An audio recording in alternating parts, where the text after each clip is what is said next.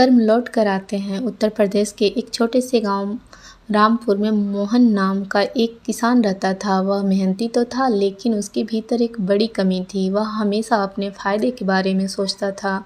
उसे लगता था कि इस दुनिया में वही सफल होता है जो दूसरों को पीछे छोड़ दे। गांव के लोग उसकी मेहनत की तारीफ़ करते थे, पर उसके स्वभाव से खुश नहीं थे। मोहन के पड़ोस में रघु नाम का एक गरीब किसान रहता था। रघु के पास बहुत कम ज़मीन थी, लेकिन उसका दिल बहुत बड़ा था। वह हमेशा दूसरों की मदद करता था। अगर किसी के घर में अनाज की कमी हो जाती तो वह अपने हिस्से में से थोड़ा अनाज दे देता। अगर किसी के खेत में काम ज़्यादा हो जाता तो वह बिना किसी लालच के मदद करने पहुंच जाता।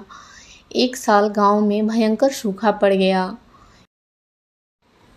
खेतों में फसलें सूखने लगीं। किसान परेशान हो गए। मोहन के पास एक गहरा कुआं था जिसमें अभी भी थोड़ा पानी बचा हुआ था।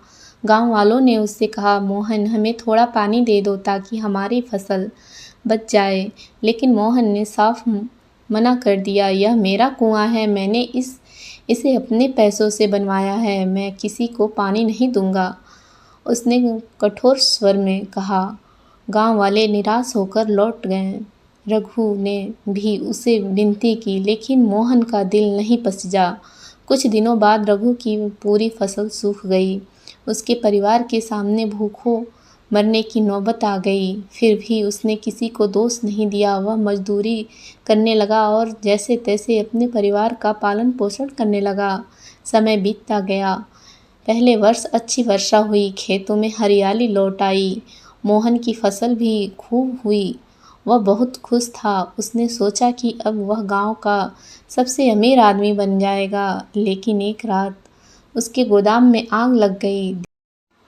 देखते ही देखते साल भर का सारा अनाज जलकर राख हो गया। मोहन बुरी तरह टूट गया। जब गांव वालों को खबर मिली तो वो आग बुझाने दौड़े। सबसे पहले रघु पहुंचा। उसने अपनी जान जोखिम में डालकर कई बोरे बाहर निकाले। मोहन ने आश्चर्य से पूछा, रघु, मैंने तो तुम्हारी कभी मदद नहीं की, फिर तुम मेरी मदद क्यों कर रहे हो? रघु मुस्कुराया और बोला, मदद करने के लिए किसी की हिसाब किताब की ज़रूरत नहीं होती। इंसानियत सबसे बड़ा धर्म है। उस दिन पहली बार मोहन को अपने व्यवहार पर शर्म आई। कुछ महीनों बाद मोहन की आर्थिक स्थिति कमज़ोर होने लगी। उसके पास खेत के लिए बीज खरीदने तक के पैसे नहीं बचे। वह बहुत परेशान था। एक दिन गांव की चौपाल में बैठक हुई। गांव वालों ने मिलकर फैसला किया कि मोहन की मदद की जाएगी। सभी ने अपनी सक्षमता के अनुसार कुछ न कुछ दिया। किसी ने बीज दिए, किसी ने खाद, किसी ने बैल दिए। मोहन की आंखों में आंसू आ गए। उसने कहा, मैंने जीवन भर में सिर्फ अपने बारे में सोचा, फिर भी आप लोग मेरी मदद कर रहे हैं। गांव के बुजुर्ग हरिराम ने कहा, बेटा, अच्छे कर्म कभी व्यर्थ नहीं जाते और बुरे कर्म भी लौट कर आते हैं। यह संसार कर्म का ही खेल है। मोहन ने उस दिन से बदलने का निश्चय कर लिया। अब वह पहले जैसा स्वार्थी नहीं रहा। वह ज़रूरतमंदों की सहायता करने लगा। गांव में किसी के घर शादी होती तो वह बढ़ चढ़कर मदद करता। किसी के खेत में समस्या होती तो वह अपने मजदूर भेज देता। धीरे धीरे लोगों के दिल में उसके लिए सम्मान बढ़ने लगा। एक दिन गांव में एक बूढ़ा यात्री आया। वह बहुत थका हुआ था और कई दिनों से भूखा था। मोहन ने उसे अपने घर बुलाया, खाना खिलाया और रात भर ठहराया। सुबह बूढ़े ने कहा, बेटा, तुम्हारा बहुत उपकार है।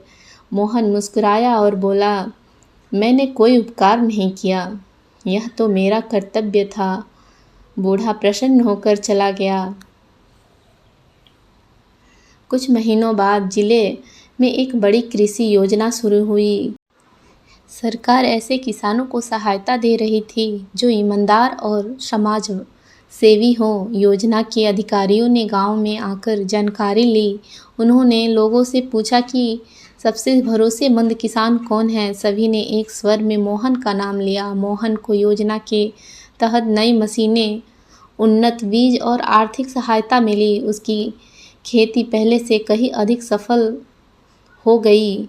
एक शाम वह अपने खेत में खड़ा सुनहरी फसल को देख रहा था, तभी उसे अपने पुराने दिन याद आए। उसे याद आया कि कैसे उसने सूखे के समय लोगों को पानी देने से मना कर दिया था, कैसे वह केवल अपने लाभ के बारे में सोचता था। उसने मन में कहा, सचमुच कर्म लौट कर आते हैं। जब मैंने स्वार्थ बोया तो दुख पाया, जब मैंने दया और सहयोग बोया तो सम्मान और सुख मिला। समय बीतता गया, मोहन अब गांव के सबसे सम्मानित व्यक्तियों में गिना जाने लगा। लोग उससे सलाह लेने आते। वह हमेशा कहता, धन से बड़ा इंसान का चरित्र होता है। अगर आप अच्छे कर्म करेंगे तो उसका फल कभी न कभी अवश्य मिलेगा। एक दिन उसका बेटा रवि उससे बोला, पिताजी क्या सच में कर्म लौट कर आते हैं? मोहन मुस्कुराया और उसे अपने जीवन की पूरी कहानी सुनाई। फिर उसने कहा, बेटा, जीवन खेत की तरह है। जो बीज हम बोते हैं वही फसल बनकर लौटता है। अगर हम प्रेम, दया और ईमानदारी बोएंगे तो सुख और सम्मान मिलेगा। यदि हम स्वार्थ और छल बोएंगे तो दुख और पछतावा मिलेगा। रवि ने सिर झुकाकर कहा, मैं हमेशा अच्छे कर्म करूँगा। मोहन ने उसके सिर पर हाथ रखा और आकाश की ओर देखा। सूर्य अस्त हो रहा था और खेतों पर सुनहरी रोशनी बिखरी हुई थी।